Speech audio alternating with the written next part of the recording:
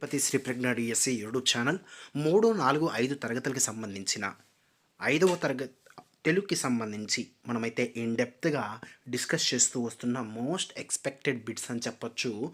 Text book సంబంధించి ప్రతి అంశాన్ని కూడా బేస్ చేసుకొని మనం ఈ వీడియో అయితే డిజైన్ చేయడం జరిగింది. దీనికి సంబంధించి మొదటి పార్ట్లో 1 నుంచి 40 ప్రశ్నల వరకు ఇన్ డెప్త్గా ప్రతి ఆప్షన్ని కూడా మనం అయితే డిస్కస్ చేయడం జరిగింది. ఇప్పుడు 41వ ప్రశ్న నుంచి రెండవ పార్ట్ అనేది మనం ఇప్పుడు స్టార్ట్ చేద్దాం. మొదటి భాగం ఇంకా చూడని వాళ్ళు ఇప్పుడే చూసేసేయండి. ప్రతి అంశాన్ని కూడా మనం డిస్కస్ చేస్తాము కాబట్టి ఈ వీడియోని మీరు చివరి వరకు చూసినట్లయితే దీనికి సంబంధించిన కంప్లీట్ ఇన్ఫర్మేషన్ అనేది మీరు ఈజీగా నేర్చుకోవడానికి అవకాశం అనేది ఉంటుంది.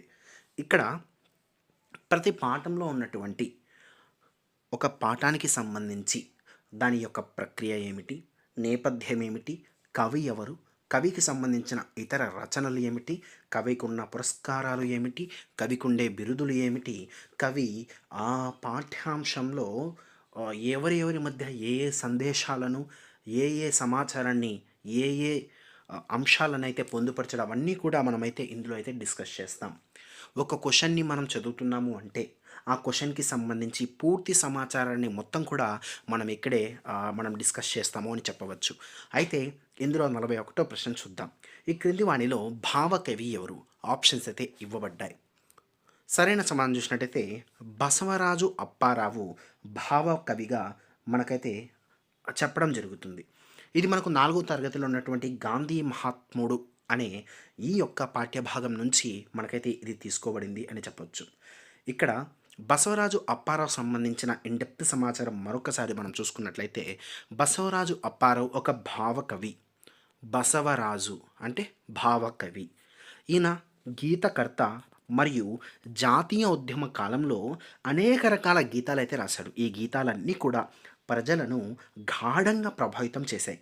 ఈయన గీతాల వల్ల చాలామంది ఆ జాతీయోద్యమంలో పాల్గొనాలని చెప్పి, స్వతంత్రాన్ని సాధించాలని చెప్పి చాలామంది ఇన్స్పైర్ అయ్యారు అని చెప్పొచ్చు.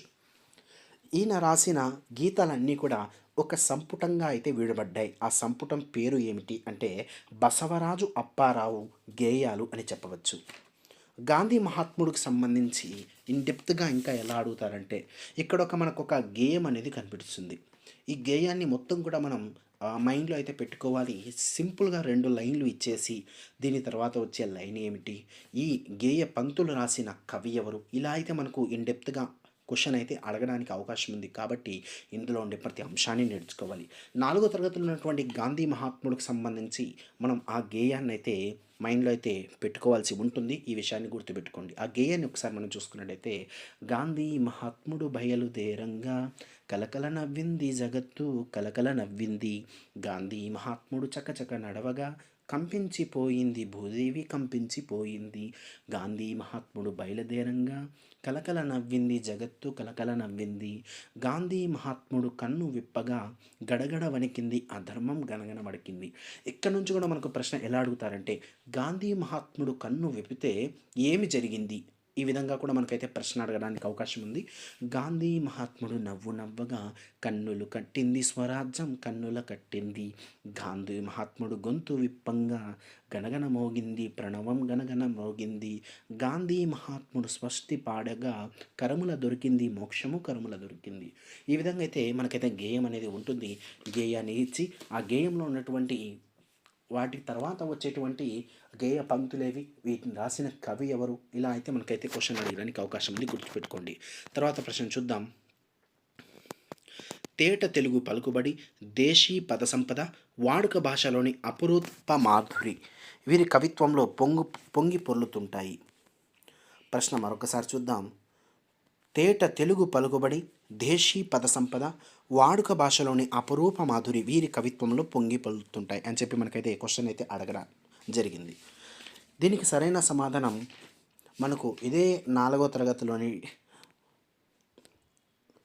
చూడగంటి అనే యొక్క ఈ మాసపు పాట రచించినటువంటి తాళ్ళపాక అన్నమయ్య గారి యొక్క కవిత్వంలో కనిపిస్తాయి.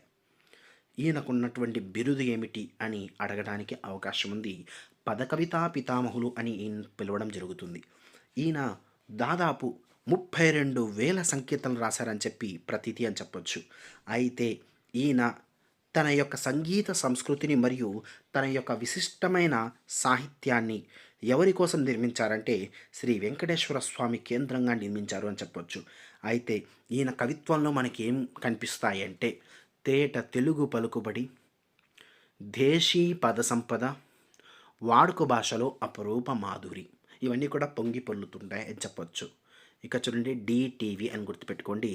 దేశీ పద సంపద, తేట తెలుగు పలుకుబడి, వాడుక భాషలోని అపురూప మాధురి అన్నమయ్య కవిత్వంలో పొంగి పొర్లుతుంటాయి అని చెప్పవచ్చు. అయితే ఈ రకమైన ఈ మాసపు పాటలో మనకు ఏ రాగం ఉంటుందంటే బృందావని రాగం ఉంటుంది, ఏ తాళం ఉంటుందంటే ఖండ తాళం ఉంటుంది. ఈ యొక్క రాగం మరియు తాళం చాలా ఇంపార్టెంట్, గుర్తుపెట్టుకోండి. ఇంకా ఈ యొక్క చూడగంటి పాట ఏ పల్లవితో మొదలవుతుంది అంటే కంటి అఖిలాండకర్త అధికుని గంటి కంటి అగములు వీడుకుంటి నిజమూర్తి గంటి అనే ఈ యొక్క పల్లవితో మొదలవుతుందని చెప్పొచ్చు.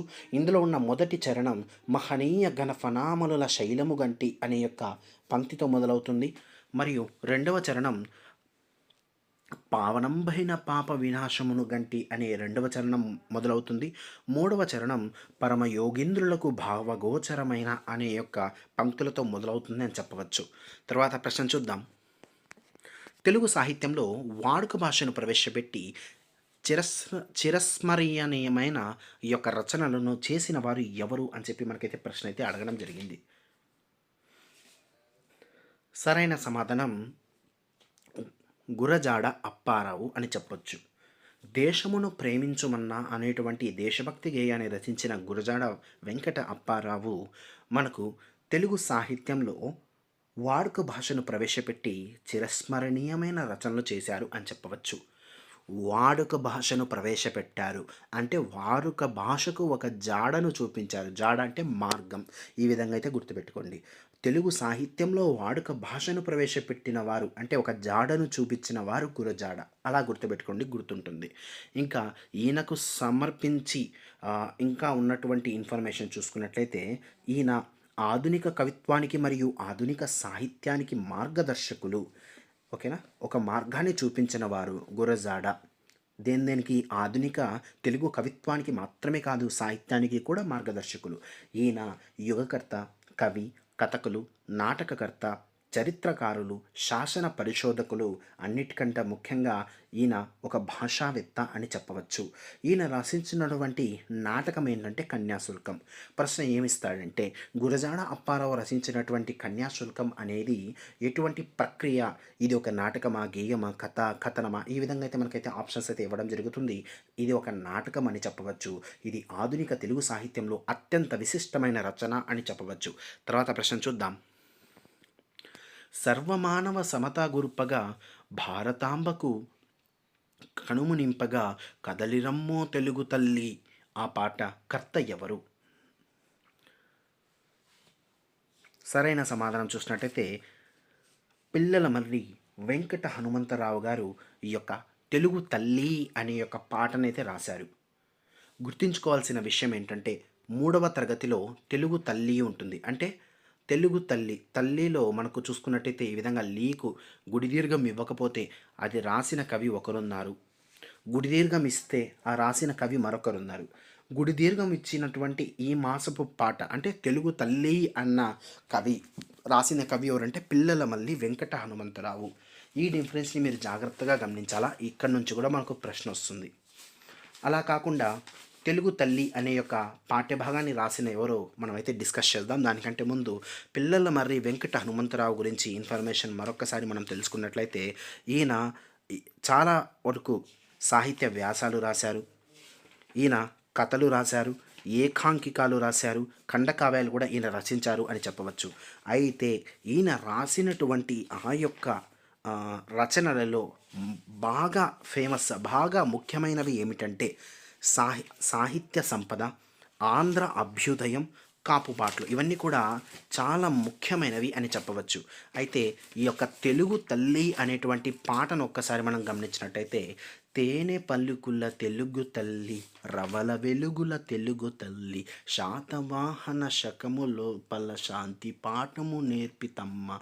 ఇక్కడ మనం తెలుగు తల్లి పాఠ్యభాగంలో శాంతి పాఠము నేర్పిన ఆ యొక్క శకము ఏమిటి అని చెప్పి క్వశ్చన్ అడగడం జరుగుతుంది. ఇన్ డెప్త్గా అడిగితే ఇలా శాతవాహన శకంలో. తర్వాత పూర్వ వెంగి యుగము లోపల పుణ్య కవితలు చెప్పితమ్మ. పుణ్య కవితలు ఏ యుగంలో చెప్పారు? కాకతీయుల కాలమందు ఖడ్గ పాండితి గరిపితమ్మ. ఖడ్గ పాండితి అనేది ఏ కాలంలో చూపించడం జరిగింది? రెడ్డి రాయల రాజ్యమందు లలిత కళలను దేల్చితమ్మ. గాంధీ దేవుని యుగము లోపల సదయ హృదయములు గాంచితవమ్మ. సర్వమానవ సమత కూర్పగా భారతాంబకు యశము నింపగా కదలిరమ్మో తెలుగు తల్లి బ్రోవరమ్మో తెలుగు తల్లి. ఈ విధంగా అయితే మనకైతే ఈ మాసపు పాట అనేది మనకైతే చెప్పడం జరిగింది. దీన్ని రచించిన వారు ఈ యొక్క పిల్లల మర్రి వెంకట హనుమంతురావు అని చెప్పవచ్చు. ఇక్కడ మనం స్లైట్ డిఫరెన్స్ని అయితే తెలుసుకోవాలి. ఇదైతే మీరైతే మైండ్లో పెట్టుకోండి. తర్వాత క్వశ్చన్ అయితే మనం చూద్దాం. రావూరి భరద్వాజ ఈయనది ఏ జిల్లా? ఏదైనా ఒక కవి ఇచ్చి ఆ కవికి సంబంధించి జిల్లాలు జతపరచండి అని చెప్పి కూడా మనకు అడగడానికి చాలా అవకాశం ఉంది. ఒక కవికి సంబంధించి జిల్లాలు కూడా మనమైతే జాగ్రత్తగా నేర్చుకోవాలి. సింపుల్గా జతపరచండి అంటే అది చాలా టఫెస్ట్ బిట్ అవ్వడానికి కూడా అవకాశం ఉంది. దీనికి సరైన సమాధానం చూద్దాం. రావూరి భరద్వాజ గారిది గుంటూరు జిల్లా అని చెప్పవచ్చు. రావూరి భరద్వాజకు సంబంధించి ఇన్డెప్త్గా ఇన్ఫర్మేషన్ మనం తెలుసుకుందాం. ఈయన ఈ యొక్క 4వ తరగతిలో ఈ మాసపు కథ అయినటువంటి కందిరీగా కిటికను రచించడం జరిగిందని చెప్పవచ్చు. ఈయన గుంటూరు జిల్లా తాడికొండలో జన్మించారు. అయితే ఈయన రాసిన మొదటి ఆ యొక్క రచన ఏమిటంటే విమల అని చెప్పచ్చు. గుర్తుపెట్టుకోవాలి, చాలా ఇంపార్టెంట్. అయితే ఈయన రాసిన కథా సంపుటాలు ఏంటంటే 37. ఆ 37లో కొన్ని ఇచ్చారు. అదే అపరిచితులు మరియు కథాసాగరము. మనకు ఈ కింది వాటిలో రావూరి భరద్వాజకు సంబంధించి సరైనది ఏమిటి అని చెప్పేసి అందులో ఈ 37 కథా సంపుటాలు రాశారు అని చెప్పి మనకి ఇవ్వడం జరుగుతుంది. అది సరైన అంశం అని గుర్తుపెట్టుకోవచ్చు. అయితే ఇటువంటి కథా సంపుటాలకు సంబంధించి ఇంకా ఎగ్జాంపుల్ చూసుకున్నట్టయితే అపరిచితులు మరియు కథాసాగరం ఈ రెండు కూడా మనకు కథా సంపుటాల కింద ఇవ్వడం జరిగింది. అయితే ఈయన 17 నవలలు రాశారు. చాలా ఇంపార్టెంట్ ఈ నెంబర్ అనేది గుర్తుపెట్టుకోండి. ఈయన రాసిన కథా సంపుటాల సంఖ్య 37, ఈయన రాసిన నవలల సంఖ్య 17 అని చెప్పవచ్చు. ఈ 17లలో మనకు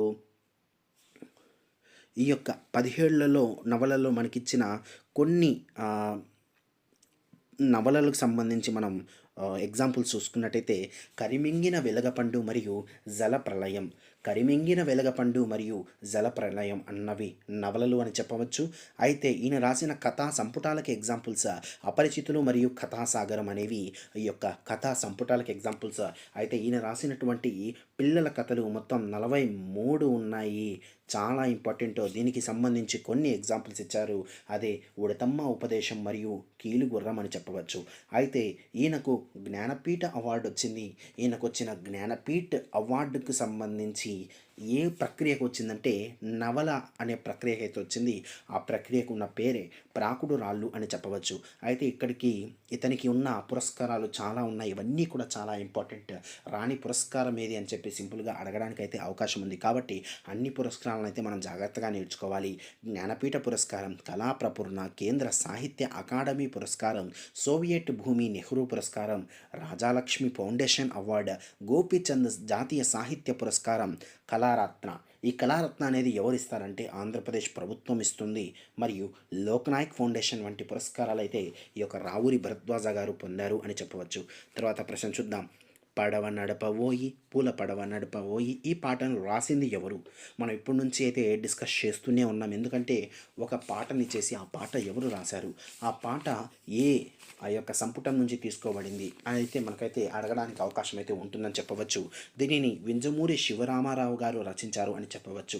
అయితే ఆ పాటను మనం ఒకసారి గమనించినట్టయితే పడవ నడపబోయి పూల పడవ నడపబోయి చుట్టిన తెర చాపనెత్తి గట్టిగా చుక్కాని పట్టి ఒరగనీక సురగనీక తరగలపై తేలిపోవ చక్కని రాయనంచుచు చుక్కల తలుకెంచుకొంచు మిన్ను మిన్ను కలుపుచున్న కన్నులలో సాగునంట ఊరు దాటి ఏరు దాటి కడలి 4 కడలు దాటి చీకు చింతలేని వింతలోకానికి చేరునంట పడవ నడుపబోయి పూల పడవ నడుపబోయి. ఈ పాటను రాసింది వింజమూరి శివరామారావు అని చెప్పవచ్చు. అయితే ఈయన తూర్పుగోదావరి జిల్లాకు సంబంధించిన ఆ యొక్క పిఠాపురం దగ్గర చంద్రపాలెం అనే యొక్క గ్రామంలో అయితే జన్మించారని చెప్పవచ్చు. ఈయన ఆకాశవాణి కళాకారులు కూడా అని చెప్పవచ్చు, మరియు రచయిత, కవి కూడా. ఈయన రాసినటువంటి రచనలు చూస్తున్నట్టయితే గోర్కీ కథలు మరియు కల్పవల్లి అనేటువంటి ఖండకావ్య సంపుటిని అయితే ఈయన రాశారు. ఆయన ఇక్కడ ఇతనికి ఉండేటువంటి బిరుదు ఏమిటంటే కళా ప్రపూర్ణ అని చెప్పవచ్చు. తర్వాత ప్రశ్న చూద్దాం. సత్య మహిమ పాఠం ఏ ప్రక్రియకు సంబంధించింది అని చెప్పి ఇవ్వడం జరిగింది. సరైన సమాధానం చూసినట్టయితే మొదటిది గేయం, 2 గేయకథ, 3 పద్యం, 4 పద్యకథ. ఇది ఒక గేయ రూపంలో ఉండే కథ అని చెప్పవచ్చు. ఈ యొక్క సత్య మహిమంలో మనకైతే గేయ రూపంలో ఉన్నటువంటి కథ అయితే వస్తుంది. ఈ యొక్క కథను ఒకసారి మనం గమనించినట్టయితే గేయ రూపంలో ఉంటుందన్నాం కదా. ఎలా ఉంటుంది? ఒక పల్లెటూరిలో అకలంక చరితుండు, అదుర్మాలిన బీదవాడొకడుండు, కట్టెలతో వాడు పిట్ట నింపుకొనుచు, సత్యవ్రతంబుతో నిత్యంబు జీవించు, ఒకనాడు వాడడవి ఒక చుట్టు కొట్టుచో గొడ్డలి చేజారి పడ్డది నీటిలోన. ఈ విధంగా మనకు గేయ రూపంలో ఉంటుంది. ఆ గేయం కూడా మనకు కథలాగా ఉంటుంది కాబట్టి ఇది ఒక గేయ కథ అని చెప్పొచ్చు. ఇటువంటి సత్య మహిమను రచించింది ఎవరంటే అవధాని రమేష్ అని చెప్పొచ్చు. అవధాని రమేష్ రచించినటువంటి ఈ యొక్క సత్య మహిమ అనేది మనకు గుజ్జన గుళ్ళు నుంచి తీసుకోబడింది అని చెప్పొచ్చు. ఇక్కడ ఈయన ఏ ఆ యొక్క డిస్టిక్ అంటే జిల్లాకు చెందినవాడంటే కర్నూలు జిల్లాకు లో ఉన్నటువంటి అవకు అగ్రహారంలో ఈయనైతే జన్మించడం జరిగింది. తర్వాత ఈయన రచనలు చూసుకున్నట్టయితే కాసుల పేరు, ప్రతీకారం, 3 మంచి చేపలు. ఈ యొక్క రచనలు అయితే ఈయన రచించడం జరిగింది అని చెప్పవచ్చు. ఇక్కడ సత్య మహిమను రచించింది అవధాని రమేష్ అని చెప్పి మనమైతే డిస్కస్ చేసుకున్నాం. అయితే ఈయన రచించిన రచనలు ఒకసారి చూసుకున్నట్టయితే కాసుల పేరు, ప్రతీకారం, 3 మంచి కథలు. ఈ యొక్క రచనలు అయితే ఈయనైతే రాయడం జరిగింది. ఇక్కడ మీరు కప్పము అని చెప్పి ఒక షార్ట్కట్గా మీరైతే గుర్తుపెట్టుకుంటే ఈజీగా ఉంటుంది. క అంటే కాసుల పేరు, ప అంటే ప్రతీకారం, ము అంటే 3 మంచి కథలు. ఈ విధంగా అయితే మనమైతే డిస్కస్ చేస్తాం. తర్వాత క్వశ్చన్ని మనం ఇప్పుడు చూద్దాం. ఈ మొగంబులకేమి ఈ మిసిమి పసమలేమి, ఇందులో మిసిమి అనగా అర్థము ఏమిటి? ఈ యొక్క పంక్తులు చూసుకున్నట్లయితే మనకు ఇటువంటి సత్యమహిమ అనే పాఠ్యభాగంలోనే ఉంది. ఉదాహరణకు మనం చూసుకున్నట్లయితే ఈ యొక్క పేదవాడు ఉంటాడు. ఈ పేదవాడు అడవికి వెళ్ళి కట్టెలు కొట్టుకొని ఆ కట్టెలను అమ్మి ఆ డబ్బులతో అయితే అతను ఆకలిని అయితే తీర్చుకుంటారు అని చెప్పవచ్చు. ఇందులో ఒకరోజు కొలను లేదా చెరువు పక్కన ఉన్నటువంటి చెట్టునైతే కొట్టడానికి ప్రయత్నిస్తూ ఉంటారు. చేజారి ఆ ఇనుపగడ్డలి ఆ యొక్క నదిలో లేదా ఆ నీటిలో పడిపోతుందని చెప్పచ్చు. ఆ నీటిలో నుంచి దేవత బయటకు వచ్చి ఏమీ నువ్వు బాధపడుతున్నావు అంటే జరిగిన కథంతా చెప్పిన తర్వాత అక్కడ ఆమె ఒక బంగారు గొడ్డలు తెచ్చి అతనికైతే చూపిస్తుంది. అప్పుడు అతడు అన్న మాటలు ఇవి. ఏంటి? నాది కానిది నేను మది కోరనోయమ్మ, ఈ మొగంబులకేమి ఈ మిసిమి పసలేమి అని చెప్పి ఆయనైతే చెప్పడం జరిగింది. దీని అర్థం ఏమిటి అంటే అతను కాదమ్మా ఇది నాది కాదు, నా వంటి పేదవానికి బంగారు గొడ్డలి ఎందుకుంటుంది అన్న అర్థంలో అయితే మనకైతే ఇక్కడ ఇవ్వడం జరిగింది. దీన్ని బేస్ చేసుకొని మనం సింపుల్గా ఆన్సర్ ఏమని పెట్టడానికి అవకాశం ఉంది? మనమైతే అర్థాన్ని అయితే ఖచ్చితంగా తెలుసుకోవాలా. ఇక్కడ బేస్ చేసుకుంటే మనం అర్థాన్ని అర్థం చేసుకుంటే మిసిమి అంటే అర్థం నూతన కాంతి అని అర్థం. ఆ విధంగా అయితే మనమైతే ఆన్సర్ పెట్టవలసి ఉంటుంది. తర్వాత ప్రశ్న చూద్దాం. అనూష, ఆదిత్య అనే పాత్రలు గల పాఠము ఏమిటి? సరైన సమాధానం అనూష మరియు ఆదిత్య అన్నవారు ముగ్గుల్లో సంక్రాంతి అనే పాఠ్యభాగంలో అయితే మనకు రావడం జరుగుతుంది. తర్వాత ప్రశ్న చూద్దాం. రంజాన్ నెలలో సూర్యాస్తమం తర్వాత ఉపవాస దీక్షను విరమించడాన్ని ఇలా పిలుస్తారు. రంజాన్ నెలకు సంబంధించి అయితే ఇక్కడైతే ఇవ్వడం జరిగింది. ఆ యొక్క సూర్యాస్తమం తర్వాత ఉపవాస దీక్షను విరమించడాన్ని ఏమని పిలుస్తారంటే ఇఫ్తర్ అని పిలవడం జరుగుతుంది. అయితే ఈ యొక్క రంజాన్కి సంబంధించి మనకైతే ఈ యొక్క 4వ తరగతిలో అయితే ఇవ్వడం జరిగిందని చెప్పవచ్చు. ఈ యొక్క ముస్లింలు జరుపుకునే వాటి బాగా పవిత్రమైన పండుగలలో రంజాన్ ఒకటి అని చెప్పవచ్చు. దీన్ని ఈద్ అని లేదా ఈదుల్ ఫితర్ అని కూడా పిలవడం జరుగుతుంది. ఈ పండుగ ఇస్లాం క్యాలెండర్ ప్రకారం రంజాన్ నెల మొదటి రోజున ప్రారంభమవుతుంది. ఈరోజు రాత్రి చంద్రదర్శనం కాగానే మసీదుల్లో తరావీ నమాజ్ అనే ప్రత్యేక ప్రార్థనలు చేస్తారు. రంజాన్ నెలంతా ఉపవాసాలు ఉంటారు. తెల్లవారుజామున 4 గంటలకి నిద్రలేసి సూర్యోదయానికి సుమారు గంటన్నర ముందే భోజనం చేస్తారు. ఈ విధంగా చేయడాన్ని సహరీ అని పిలుస్తారు. పగలంతా ఉపవాసం ఉండి సూర్యాస్తమం తర్వాత ఉపవాస దీక్షను విరమిస్తారు. దీనిని ఇఫ్తార్ అంటారు. వీళ్ళు జకాత్ కూడా చేస్తారు. జకాత్ అంటే ఏమిటంటే సంవత్సరానికి ఒకసారి వారి యొక్క ఆదాయం మరియు సంపాదనపై ఒక లెక్క ప్రకారం పేదలకు దాన ధర్మాలను చేయడాన్ని జకాత్ అని పిలుస్తారు. రంజాన్ నెల చివరి రోజు చంద్రదర్శనంతో షవ్వాల్ నెల అనేది మొదలవుతుంది. ఆ మరునాడు పెద్ద ఎత్తున ఈద్ పండుగను జరుపుకుంటారు. అందరూ కొత్త బట్టలు ధరించి ఈద్గాహ్కు వెళ్ళి సామూహిక పాత్రలు ప్రార్థనలు చేయడమే మాత్రమే కాకుండా ఒకరికొకరు శుభాకాంక్షలు తెలుపుకోవడం అనేది జరుగుతుంది అని చెప్పవచ్చు. తర్వాత ప్రశ్న చూద్దాం. తనరు దినపూర్వ పరభాగజనితమైన ఛాయపోలిక కుజన సజ్జనుల మైత్రి అన్న శతక కవి ఎవరు? ఈ ప్రశ్న నుంచి మీరు గమనించాల్సిన విషయం ఒకటే ఒకటి. ఖచ్చితంగా మనము ఆ పద్య పాదాలను నేర్చుకోవాలా, ఆ పద్యాన్ని నేర్చుకోవాలా. ఆ పద్యాలు ఎప్పుడైతే మనం నేర్చుకుంటామో అప్పుడే మనకు వీటికి సంబంధించి ఇన్డెప్త్గా ఆన్సర్ అయితే మనమైతే చేయడానికి అవకాశం ఉంటుంది అని చెప్పవచ్చు. ఇక్కడ ఈ పద్యాన్ని ఒకసారి మనం చూస్తే, మొదలు చూచిన కడు గొప్ప పిదప కురుచ, ఆది కొంచెము తరువాత అధికమగుచు, తనరు దినపూర్వ పరభాగజనితమైన ఛాయపోలిక కుజన సజ్జనుల మైత్రి అనేటువంటి ఈ యొక్క పద్యం రచించిన వారు ఎవరంటే ఏనుగు లక్ష్మణ కవి అని చెప్పవచ్చు. సరైన సమాధానం ఆప్షన్ 2. తర్వాత ప్రశ్న చూద్దాం.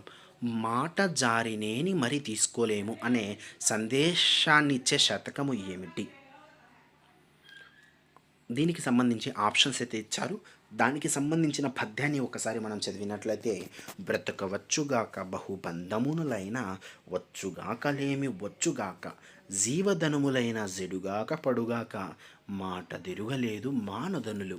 ఈ యొక్క సందేశాన్ని ఇచ్చే శతకం ఏమిటంటే ఇది ఒక పోతన శతకం అని చెప్పవచ్చు. దీనికి సంబంధించి సరైన సమాధానం చూసుకున్నట్టయితే, ఇక్కడ తెలుగు పూలు అన్నారు. తెలుగు పూలు అని చెప్పి మనం దీనికి సంబంధించి డిస్కస్ చేస్తే ఇది పోతన పద్యం అని చెప్పవచ్చు. అంటే నేను చెప్పినది ఏమిటి, మాట తిరగలేరు మానధనులు అని చెప్పాం. కానీ క్వశ్చన్ ఏమిచ్చారు, మాట జారనేని మరి తీసుకోలేము. ఇక్కడ నేను చెప్పిన మొదటి పద్యాన్ని ఒకసారి గమనించినట్టయితే, బ్రతుకవచ్చుగాక బహుబంధలమైన వచ్చుగాక లేమి వచ్చుగాక, జీవధనములైన జడుగాక పడుగాక, మాట తిరగలేరు మానధనులు అంటే ఏదేమైనా కూడా వీరు మాట తప్పరు అని చెప్పి అర్థం. కానీ ఇక్కడ మాట జరిగితే మరీ తీసుకోలేము అంటే అర్థం ఏమిటి, ఏదైనా సరే ఒక్కసారి మనం మాట్లాడేస్తే నోరు జారినటువంటి మాటను మరీ తీసుకోలేము అని అర్థం. దానికి సంబంధించిన పద్యాన్ని ఒక్కసారి మనం గమనించినట్టయితే, ఎంత చెలిమియున్న ఎగతాళి చెయ్యకు సరసమంతానంత విరసమగును, మాట జారినేని మరి తీసుకోలేము, తెలిసి మెలుగువయ్యా తెలుగు బిడ్డ అనేటువంటి మగుటాన్ని రచించిన కవి ఎవరంటే నార్ల చిరంజీవి అని చెప్పవచ్చు. అదే తెలుగు పూల శతకం అని చెప్పవచ్చు. తర్వాత ప్రశ్న చూద్దాం. సూత పురాణం, పల్నాటి పౌరుషం ఇటువంటి రచనలు ఎవరివి అని చెప్పి ఇక్కడైతే డిస్కస్ చేయడం జరిగింది. సూత పురాణం మరియు పల్నాటి పౌరుషం, దీనికి సంబంధించి ఆన్సర్ త్రిపురనేని రామస్వామి అని చెప్పవచ్చు. త్రిపురనేని రామస్వామికి సంబంధించి రచనలు మనం నిన్ననే చెప్పినాం. సూపర్ అని గుర్తుపెట్టుకోండి అని చెప్పాం. సు అంటే సూత పురాణం, పా అంటే పల్నాటి పౌరుషం, రా అంటే రామస్వామి. ఈయన యొక్క హేతువాత రచయిత అని చెప్పవచ్చు. ఈయనకున్న బిరుదు కవిరాజు అని చెప్పవచ్చు. ఈయన రచించినటువంటి రచనలు సూత పురాణం మరియు పల్నాటి పౌరుషం అని చెప్పవచ్చు. ఈయన రాసినటువంటి గేయం వీరగంధం అని చెప్పవచ్చు. ఆ గేయాన్ని మనం ఒకసారి గమనిద్దాం. వీరగంధము తెచ్చినారము వీరుడెవ్వడు తెల్పుడి, పూసిపోదుము మెడన వైతము పూలదండలు భక్తితో, తెలుగు బావుట కన్ను చెదరగకుండ వీటను నెగిరినప్పుడు, తెలుగు వారల కత్తి దెబ్బలు గండి కోటను కాచినప్పుడు, నడుము కట్టిన తెలుగు బాలుడు వెనుగు తిరగుడెన్నడు, భాష నేర్చిన తెలుగు బాలుడు పారిపోవడెన్నుడన్. ఇటువంటి గేయాన్ని రచించిన వారు ఎవరు అంటే త్రిపురనేని రామస్వామి అని చెప్పవచ్చు. తర్వాత ప్రశ్న చూద్దాం. ఒకప్పటి 5వ ఫారం నేటికి ఏ తరగతికి సమానం? సరైన సమాధానం 10వ తరగతి అని చెప్పవచ్చు. తర్వాత ప్రశ్న, రోహిణి కార్తె ఎండకు రోళ్ళు పలుగుతాయి అనేది ఒక సామెతన, జాతీయమా, పొడుపు కథన, సమస్యాపూరణమా? సరైన సమాధానం చూసినట్టయితే ఇది ఒక రోహిణి కార్తె ఎండకు రోళ్ళు పగులుతాయి అని చెప్పి అడగడం జరిగింది. ఇది ఒక సామెత అని చెప్పవచ్చు. అయితే దీనికి సంబంధించి ఇన్డెప్త్గా మనం తెలుసుకుందాం. దానికంటే ముందు ఈ యొక్క కార్తెలు, నక్షత్రాలు ఇవన్నీ కూడా చాలా ఇంపార్టెంట్. దీనికి సంబంధించి కూడా మనకైతే పాఠ్యభాగంలో అయితే డిస్కస్ చేయడం జరిగింది. ఇక్కడ చూద్దాం. ఇది ఒక సామెత అని చెప్పవచ్చు. దీనికి సంబంధించిన ఇన్డెప్త్ సమాచారాన్ని తెలుసుకుంటే, నక్షత్రాలకు సంబంధించి మొత్తం 27 నక్షత్రాలు ఉంటాయి. ఆ నక్షత్రాలు మొత్తం కూడా మనం నేర్చుకోవాల్సి వస్తుంది. అశ్వని, భరణి, కృతిక, రోహిణి, మృగశిర, ఆరుద్ర, పునర్వసు, పుష్యమి, అశ్లేష, ముఖ, పుబ్బ అంటే పూర్వ ఫాల్గుని, ఉత్తర అంటే ఉత్తర ఫాల్గుని, హస్త, చిత్త, స్వాతి, విశాఖ, అనురాధ, జ్యేష్ఠ, మూల, పూర్వాషాఢ, ఉత్తరాషాఢ, శ్రవణం, ధనిష్ట, శతభిషం, పూర్వభద్ర, ఉత్తరాభద్ర, రేవతి ఇవన్నీ కూడా మనం ఆర్డర్గా నేర్చుకోవాలి. ఎందుకంటే ఒక నక్షత్రం పేరు ఇచ్చేసి దాని తర్వాత వచ్చే నక్షత్రం ఏమిటి అని కూడా మనకు సింపుల్గా ఆన్సర్ అడగడానికి అవకాశం ఉంది. ఒక్కొక్క నక్షత్రం మొత్తం 24 నక్షత్రాలు ఉన్నాయి కదా. ఒక్కొక్క నక్షత్రానికి మనకు 4 పాదాలు ఉంటాయి. అలా ఒక్కొక్క నక్షత్రానికి 4 పాదాలు ఉంటే మొత్తం 108 పాదాలు ఉంటాయి. ఈ 108 పాదాలలో 9 పాదాలు కలిసి ఒక రాశి అనేది ఏర్పడుతుంది. అంటే దీన్ని మనం 9తో డివైడ్ చేస్తే మొత్తం 12 రాసులు ఉంటాయి. ఆ రాసులను కూడా మనం ఆర్డర్లో నేర్చుకోవాల్సి వస్తుంది.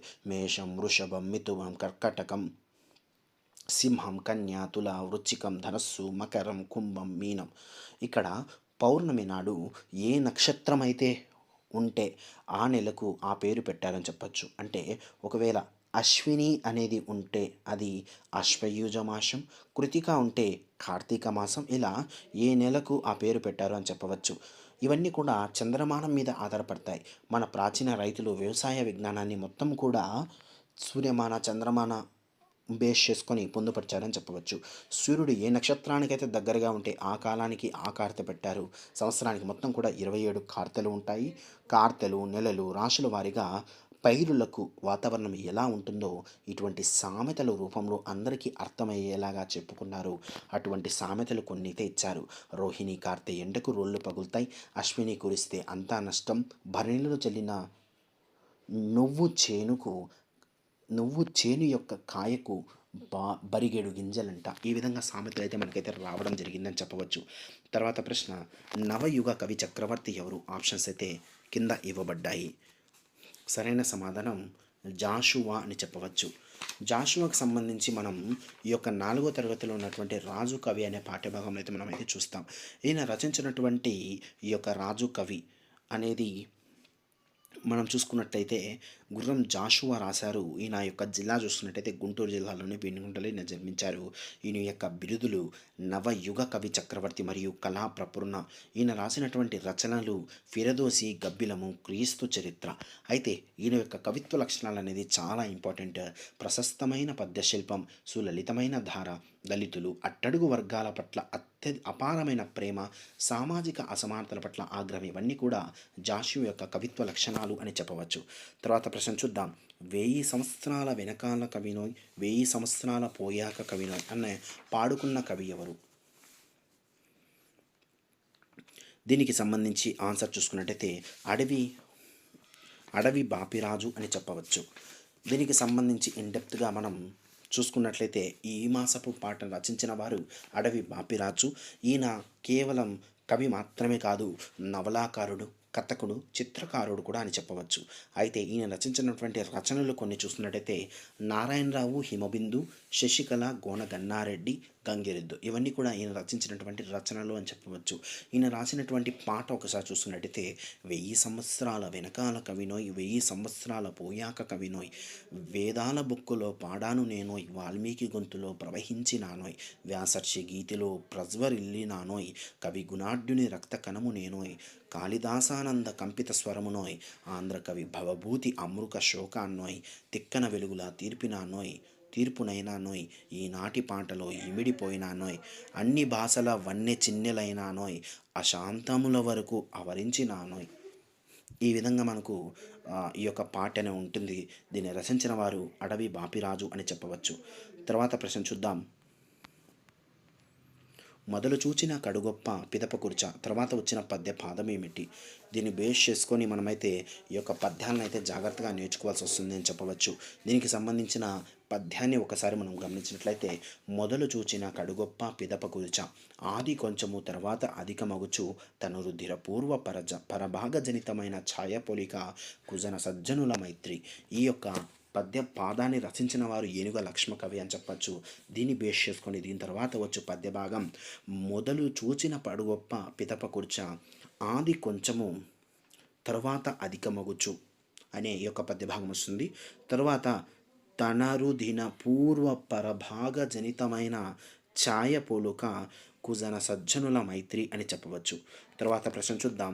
మతములు ఎన్ని ఉన్న మానవత్వం ఒకటి, జాతులు ఎన్ని ఉన్న నీతి ఒకటి అన్న పద్య పాదాలు గల శతకం మరియు శతక కవి ఏమిటి అని చెప్పి అడగడం జరిగింది.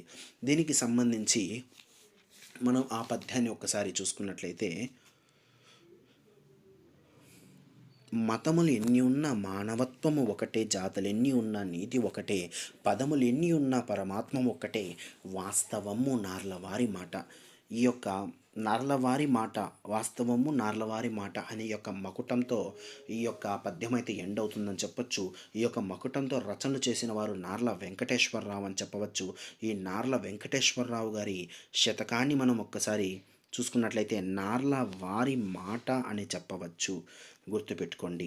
ఈ రెండు కూడా మనం నేర్చుకోవాలి. కవి ఎవరు, ఆయన యొక్క శతకం ఏమిటి గుర్తుపెట్టుకోవాలి. తర్వాత ప్రశ్న చూద్దాం. బ్రతుకవచ్చుగాక బహుబంధములైన పద్య పాదం తర్వాత ఈ యొక్క పాదం ఏమిటి? పద్యాలు నేర్చుకుంటేనే ఆన్సర్ చేయవచ్చు. బ్రతుకవచ్చు బహుబంధములైన వచ్చుగాక లేమి వచ్చుగాక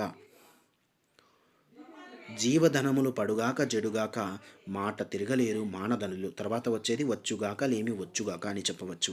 తర్వాత ప్రశ్న చూద్దాం.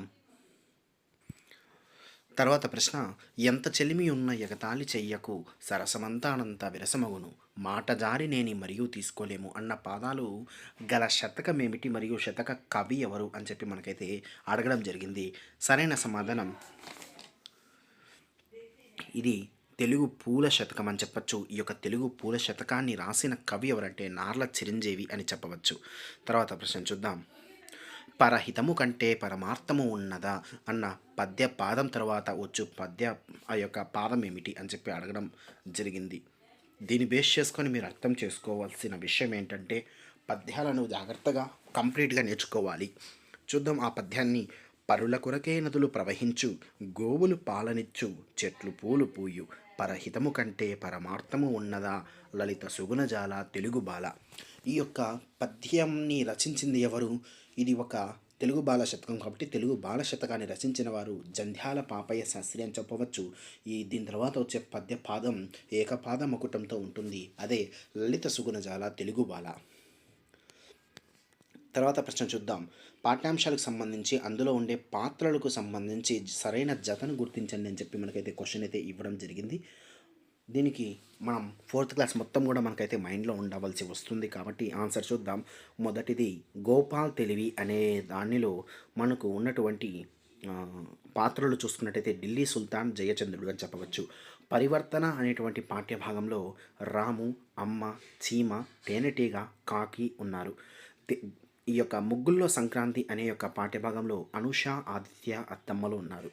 రాజు కవిలో రవి, తాతయ్య వీరిద్దరూ కూడా ఉన్నారు. తర్వాత ప్రశ్న చూద్దాం. ఈ క్రింది పదాలను వాటి అర్థాలతో జతపరచండి అని చెప్పి ఇవ్వడం జరిగింది. ఇందులో కూడా మొత్తం 4వ తరగతికి సంబంధించి అర్థాలన్నీ కూడా ఒక పాఠ్యాంశం చివరిలో ఉంటాయి కదా, అవన్నీ కూడా మనం నేర్చుకోవాలి. అవన్నీ కూడా మైండ్లో ఉంటేనే మనం దీనికైతే ఆన్సర్ అయితే చేయగలం. దీనికి సంబంధించి ఆన్సర్ చూద్దాం. మొదటిది ప్రణవం అంటే ఓంకారం, స్వస్తి అంటే శుభం, కలయ చూడు అంటే పరిశీలనగా చూడు, విదూషకుడు అంటే హాస్యగాడు అని అర్థం. తర్వాత ప్రశ్న చూద్దాం.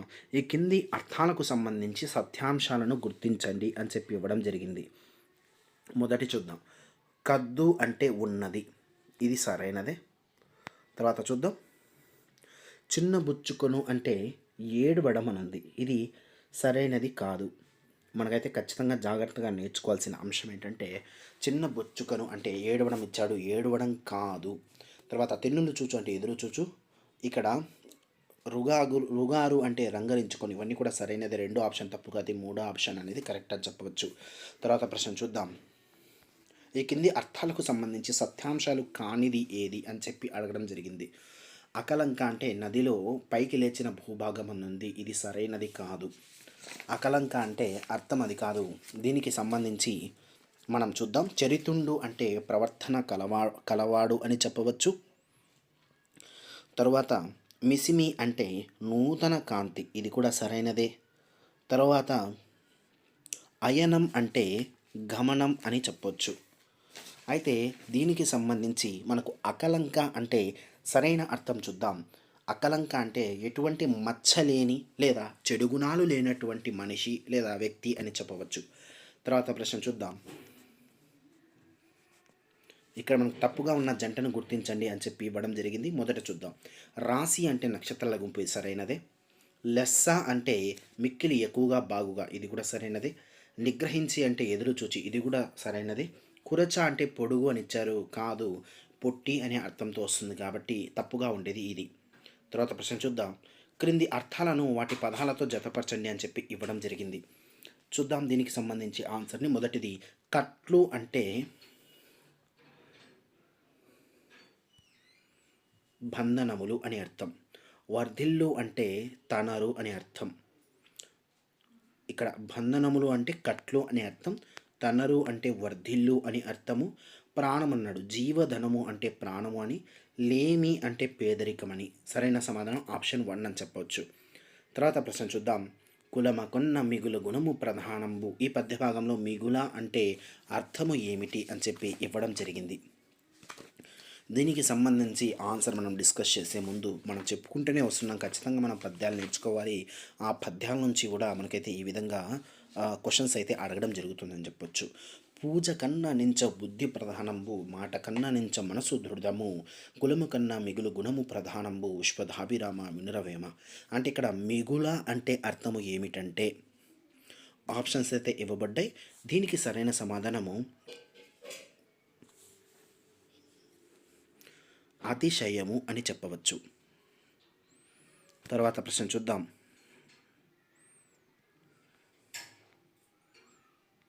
ఇక్కడ కులము కన్నా మిగులు గుణము ప్రధానము అని ఇచ్చాడు. ఇక్కడ సరైన సమాధానం మిగుల అనే పదానికి అన్నారు కాబట్టి మిగుల అంటే అర్థం ముఖ్యము అని అర్థం గుర్తుపెట్టుకోండి. తర్వాత ప్రశ్న తప్పుగా ఉన్న అర్థముల జత ఏమిటి అని చెప్పి ఇవ్వడం జరిగింది. 5వ ఫారం అంటే 8వ తరగతి అన్నారు, ఇది తప్పు. సరైన సమాధానం 10వ తరగతి అని చెప్పాలా. తర్వాత ఆప్షన్ దంతధావనం అంటే పళ్ళు తోముకోవడం, ఇది సరైనదే. తర్వాత చూసుకున్నట్టయితే కచ్చికలు అంటే కాల్చిన ఇటుకలని ఇచ్చాడు. కచ్చికలు అంటే కాల్చిన ఇటుకలు అయితే కాదు, ఇది సరైనది కాదు. తర్వాత ఇక్కడ కచ్చికలు అంటే కాల్చిన ఇటుకలు అన్నాడు, ఇది కూడా సరైనది అని మనం అయితే ఇక్కడ తప్పుగా ఉండే అర్థముల జంటను గుర్తించండి అని చెప్పి ఇవ్వడం జరిగింది. 5వ ఫారం అంటే 8వ తరగతి కాదు. అంటే ఒకటో ఆప్షన్ మనం చూస్తున్నట్టయితే తప్పు అని చెప్పవచ్చు. తప్పుగా ఉండేదాన్ని మనకైతే గుర్తించమని చెప్పాడు. తర్వాతది చూద్దాం. దంతధావనం అంటే పండ్లు తోముకోవడం, రెండవది అయితే సరైనదే. మూడవది చూద్దాం. కచ్చికలు అని చెప్పి ఇవ్వడం జరిగింది. కచ్చికలు అంటే కాల్చిన ఇటుకలు ఇచ్చారు, కాల్చిన ఇటుకలు అయితే కాదు, కాల్చిన పిడకలు అని చెప్పవచ్చు. 5వ ఫారం అంటే 10వ తరగతి అని చెప్పవచ్చు. దంతధావనం అంటే పండ్లు తోముకోవడం, ఇది సరైనదే. అంగవస్త్రం అంటే తువ్వాలని చెప్పచ్చు, ఇది కూడా సరైనదే.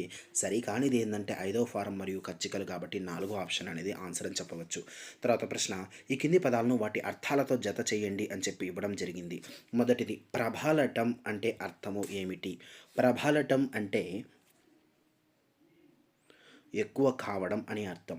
తరువాత రుచిమయం అంటే కాంతిమయం, గండ వితతిమయం అంటే రాళ్లతో నిండినది అని, సుధ అంటే అమృతమని, ప్రస్తుతించు అంటే పొగడు అని అర్థం. తర్వాత ప్రశ్న చూసినట్లయితే అసి కృపాణము సమానార్థక పదాలుగా గల పదం ఏమిటి? సరైన సమాధానం కత్తి అని చెప్పొచ్చు. తర్వాత ప్రశ్న అంబోధికి సమానార్థక పదాలు ఏమిటి? అంబోధి అంటే సముద్రం అని చెప్పొచ్చు. సముద్రానికి మరొక పేరు సాగరం. వీటికి సంబంధించిన పర్యాయ పదాలు కూడా మనం చూసుకున్నట్టయితే ఉదది, పాదోది, కడలి, పయోది, పయోనిధి ఇవన్నీ కూడా సముద్రం లేదా అంబోధికి సంబంధించి పర్యాయ పదాలు అని చెప్పొచ్చు. ఇవన్నీ కూడా సమానార్థాల పదాలే అని చెప్పొచ్చు. సరైన సమాధానం ఆప్షన్ 4 ఇవన్నీ. తర్వాత ప్రశ్న, మా ఊరిలో పాడి పంటలతో సస్యశ్యామలంగా ఉంటుంది. ఈ వాక్యము సస్యము అనే పదానికి అర్థము ఏమిటి? సస్యము అంటే అర్థము పంట అని చెప్పాలి. తర్వాత ప్రశ్న చూద్దాం. ఈ క్రింది వాటిలో భిన్నమైన పదము ఏమిటి? మొదటిది గులాబీ, 2 టమోటా, 3 బెండకాయ, 4 పొట్లకాయ. ఇవన్నీ గమనించినట్లయితే ఆకు ఈ యొక్క కూరగాయలని చెప్పచ్చు. ఇది పువ్వు కాబట్టి గులాబీ అనేది భిన్నమైన పదం. తర్వాత ప్రశ్న, ఈ కింది వాటిని జతపరచండి. కొన్ని పదాలు ఇచ్చాడు, వీటిని జతపరచండి అని చెప్పి ఇవ్వడం జరిగింది. ఇక్కడ గలగల, జలజల ఇవన్నీ కూడా గలగల, జలజల ఇవన్నీ కూడా మనకు ధ్వన్య అనుకరణ పదాలు అని చెప్పవచ్చు. అంటే ఏ ధ్వని అయితే వస్తుందో అదే ధ్వనిని అనుకరించి ఈ విధంగా చెప్తాం. గలగల, జలజల ఆ విధంగా. తర్వాత కూడు, గుడ్డ, చదువు, సంధ్య ఇవన్నీ కూడా జంట పదాలు. అంటే ఒక పద వచ్చిన తర్వాత వెంటనే ఇంకో పదం రావాలా. తండ్రి, కొడుకులు, తల్లి, కూతుర్లు ఈ విధంగా ఇవన్నీ కూడా జంట పదాలు. ఒకటి వస్తే దానికి రిలేటెడ్ ఇంకోటి వచ్చేయాలి. తర్వాత నింపు, కొనుచు, జీవించు ఇవన్నీ కూడా మనకైతే ప్రాస పదాలు అని చెప్పొచ్చు. జలజ, వికట కవి ఎలా చదివినా కూడా ఒకే రకంగా ఉంటే వాటిని కచ్చిక పదాలు అంటారు. తర్వాత ప్రశ్న చూద్దాం. ఈ పదాలను వాటి అర్థాలతో జతపరచండి అని చెప్పి ఇవ్వడం జరిగింది. సరైన సమాధానం చూద్దాం. దృఢము అంటే గట్టి అని అర్థం.